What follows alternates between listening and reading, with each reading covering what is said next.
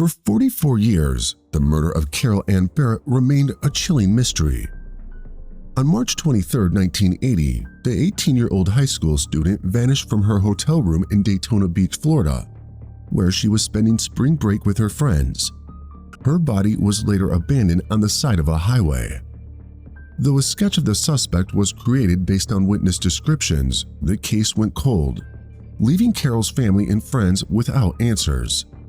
But then, in a shocking turn of events, a convicted serial killer came forward with a confession. Who was this predator, and what led him to confess after all these years? Could this confession finally bring closure to Carol's loved ones? In March 1980, at a family pool party in Zanesville, Ohio, 18-year-old Carol Ann Barrett showed bravery and quick thinking when she swooped in to save her 3-year-old niece, Claire Gilligan, from drowning. In an interview in 2019, Claire recalled this incident and described how Carol had performed CPR on her for 10 minutes, bringing her back from the brink of death. "My aunt was a hero," she said, emphasizing their deep bond. Tragically, just 1 week after saving her niece, Carol's own life was brutally cut short under harrowing circumstances, leaving her murder unresolved for over 4 agonizing years. Carol, a resident of Ohio and a high school senior, had traveled with 7 friends to Daytona Beach, Florida for spring break. At 2 a.m. on Sunday, March 23, 1980, a stranger forced his way into the girls' hotel room. Armed with a gun, he commanded the group to strip and threatened to kill one of them if they tried to resist. To ensure his escape without police interference, he decided to take one of them hostage. Initially, the intruder chose Carol's friend Pam, but her panic provoked him. Displaying remarkable courage, Carol volunteered to go instead. The assailant locked her friends on the balcony before taking Carol away. The police were soon contacted. After interviewing Carol's friends who had all endured the ordeal and witnessed the kidnapping, a police sketch of the suspect was created. Unfortunately, it was too late for Carol. On Monday, March 24, 1980, a passerby discovered Carol's lifeless body in a ditch along I-95 in Jacksonville, Florida. She had been shot execution-style in the back of her head, but despite the sketches of the kidnapper, the Jacksonville Sheriff's Office had no luck identifying the killer. The case remained open, but the ruthless nature of the crime left a significant emotional scar on Carol's family. A bright and happy teenage girl who liked to collect watches, Carol's life was abruptly stolen away. "I've held on to one of her watches like it's $1 million. I know it sounds weird, but I just like to have her things to remember her by," her niece Claire Gilligan said in a 2019 interview.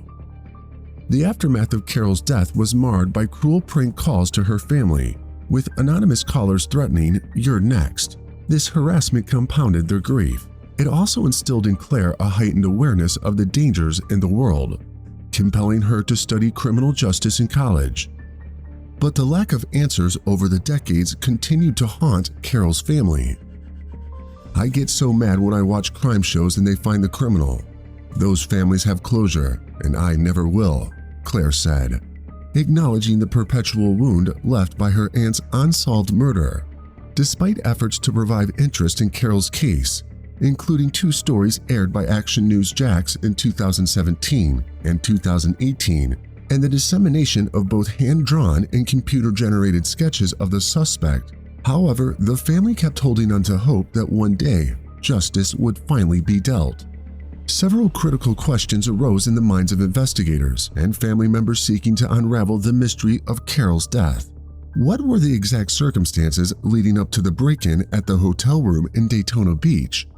Were there any witnesses outside the immediate group of friends who might have seen the suspect before or after the incident? Could there be a connection between her and the perpetrator, even a tenuous one? Could advanced forensic investigations point them to the killer? Had any similar cases occurred in the vicinity that might suggest a pattern or provide leads on the suspect's identity? Could the prank calls made to Carol's family be linked to her killer or someone with knowledge of the crime? The questions piled on even as the investigation continued.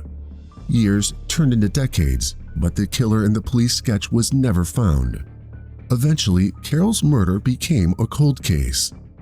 In a shocking twist that brought a glimmer of closure to the decades-old case, the Jacksonville Sheriff's Office, or JSO, obtained a confession from a convicted serial killer regarding the murder of 18-year-old Carol Ann Barrett. The case was revived in August 2017 when JSO's Cold Case Unit decided to re-examine the available evidence.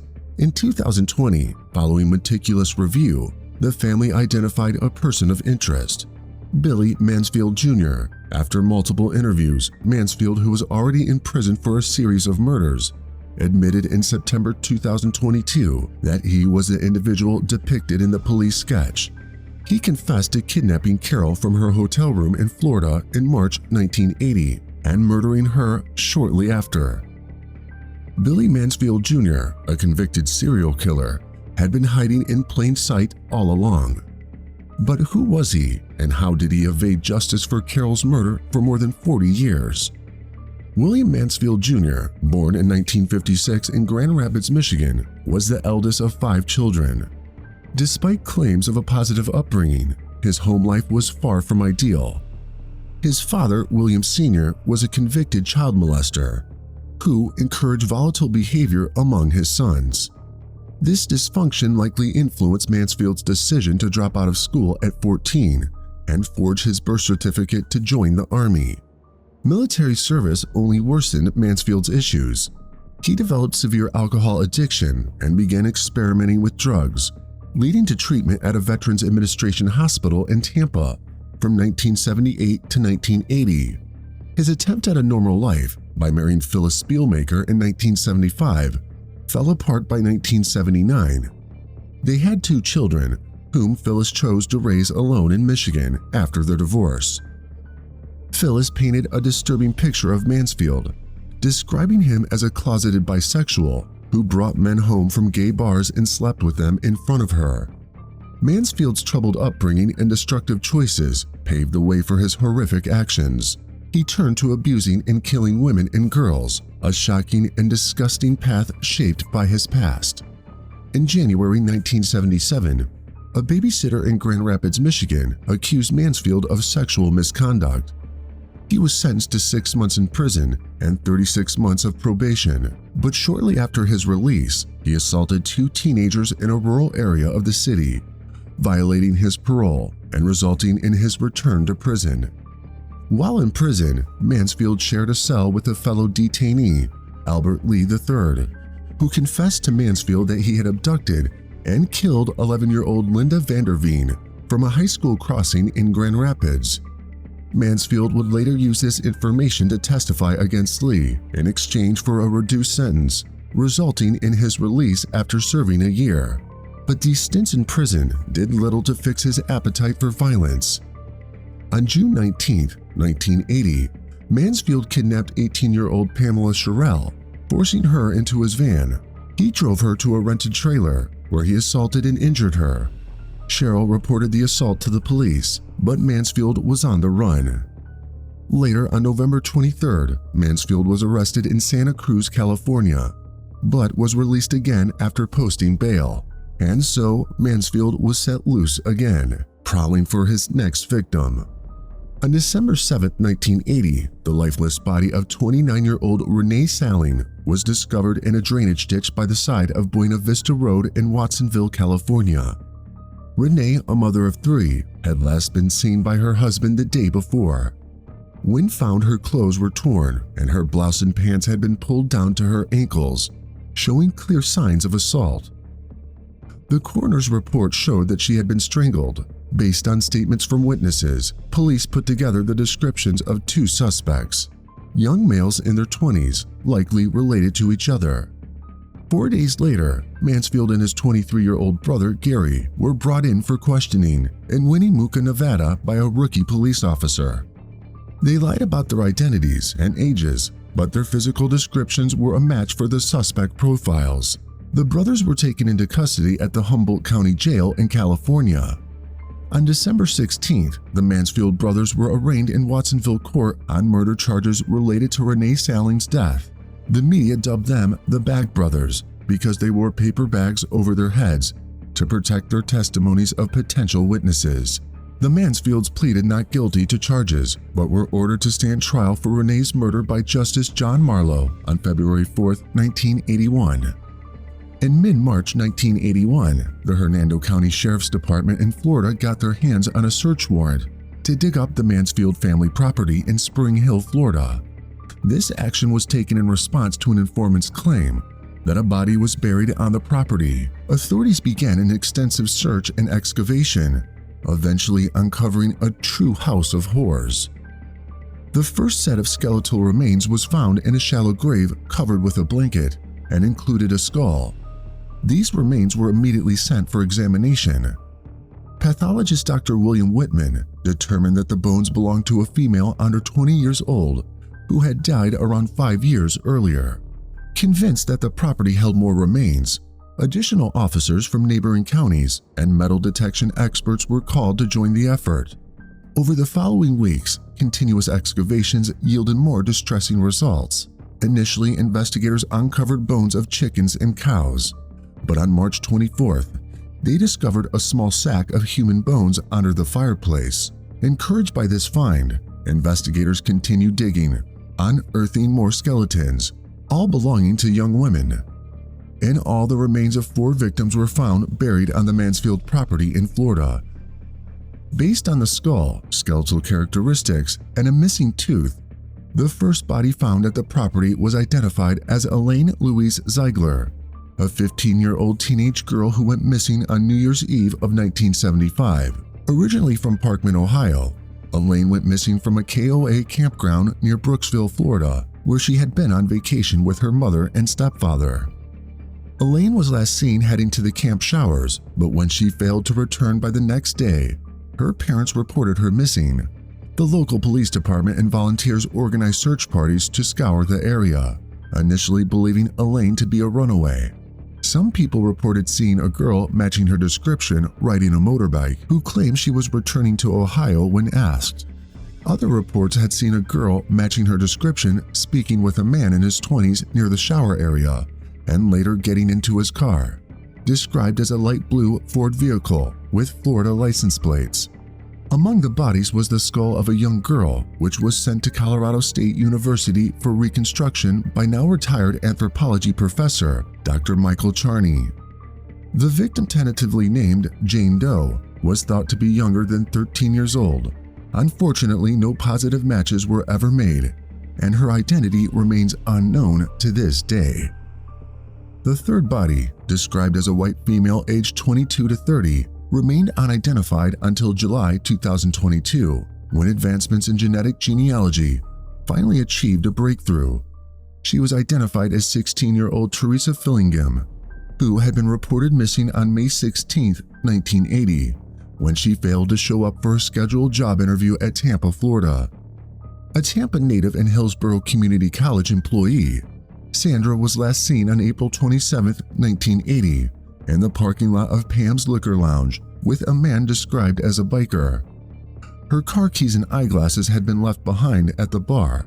Her decomposed body was later identified through forensic dentistry.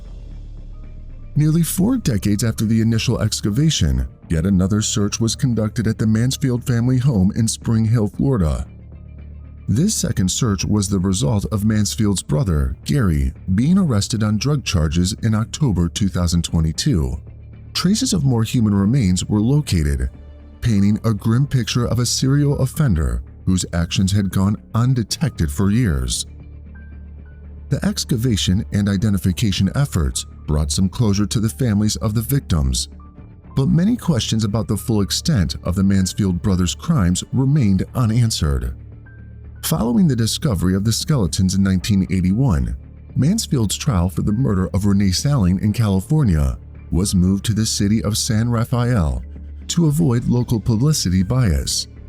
During the trial, his past criminal activities and spree of serial killings made headlines.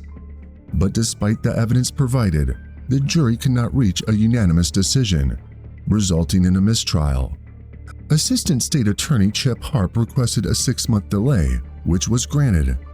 The new trial was set to start on February 8, 1982. Around this time, a Hernando County court in Florida indicted Mansfield for the murder of the young woman found buried on his family land. Mansfield was being held in the Santa Cruz County Jail in California when this indictment was issued. At the new trial for Renee's murder, Mansfield's brother Gary and a woman known as Cindy agreed to testify against him. After a 2-week trial, Billy Mansfield Jr. was convicted of Renee Saling's murder. He received a 25-year to life sentence. At the Hernando County trial for the Florida homicides, Mansfield initially claimed innocence, but later pleaded guilty to all 4 murders as a part of a plea bargain, resulting in 4 life sentences. In a prepared statement, he admitted, "I am pleading guilty because I am guilty of the charges and I have no other reason." Despite initial setbacks, Mansfield's eventual conviction and multiple life sentences ensured he remained incarcerated, preventing further harm. The involvement of his brother and other witnesses was crucial in securing these convictions, highlighting the importance of comprehensive investigative and judicial processes in dealing with serial offenders. Mansfield's criminal activities, especially the gruesome discoveries on his property, was a chilling reminder of the depth of his violent behavior and the challenges faced by law enforcement in bringing him to justice. After decades in incarceration, following new breakthroughs in forensic investigation, yet another of Mansfield's victims recently came to light. In September 2022, after multiple interviews, Billy Mansfield Jr. confessed to abducting 18-year-old Carol Ann Barrett from her Daytona Beach hotel room and murdering her shortly afterward. This admission came 44 years after her body was found in a ditch. How many more unknown victims might be linked to Mansfield? There is hope that this cooperation might help police find answers in other cold cases. Mansfield, now 68, is already serving a life sentence in California for murder, along with 4 concurrent life sentences in Florida for separate murder cases.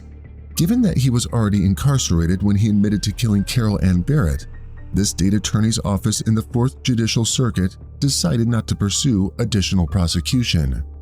Mansfield's confession provides a measure of resolution for the Barrett family, who have endured over 4 decades of uncertainty and grief. The reopening of the case and subsequent confession highlight the persistence of law enforcement in seeking justice, even as time passes and memories fade. Carol Ann Barrett's story, marked by both her heroic final act and her tragic end, now holds a definitive conclusion thanks to the relentless efforts of the investigators who never gave up on solving her murder. As we come to the conclusion of this mind-boggling story, the events of that fateful night still leave us pondering what truly unfolded. How do you feel about Carol's bravery and volunteering to go with Mansfield in place of her friend? In your opinion, does Mansfield have more bodies buried elsewhere?